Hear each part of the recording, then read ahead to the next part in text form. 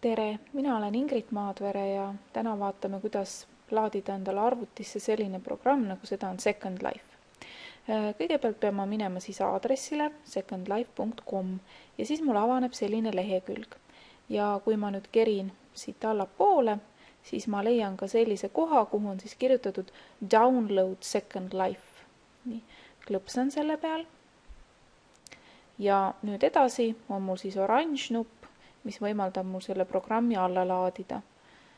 Download Second Life Viewer on Windows. Et mul tunti ära, et tegemist on siis Windowsi arvutiga. Nii, klõpsan selle peal. Kõigepealt palutakse mul fail salvestada. Nii, ma salvestan ta ära.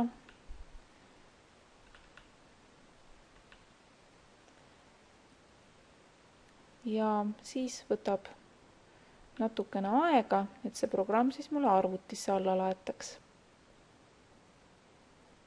Nii, ja kui ta on alla laetud, siis paneme ta käima.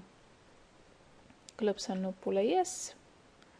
Nii, keeleks valin inglise keele, sest eesti keelt siin ei ole. Okei. Nüüd ta pakub mulle siis koha, et kuhu see installitakse. Mulle sobib see, mis ta vaikimisi pakub. Klõpsan nupule install. Ja nüüd siis pannaksegi see programm minu arvutisse. Nii, ja kui installeerimine on lõppenud, siis küsitakse, et kas ma tahan selle Second Life'i siis kohe ka käima panna. No ma panen yes, et näeks, milline ta siis välja näeb.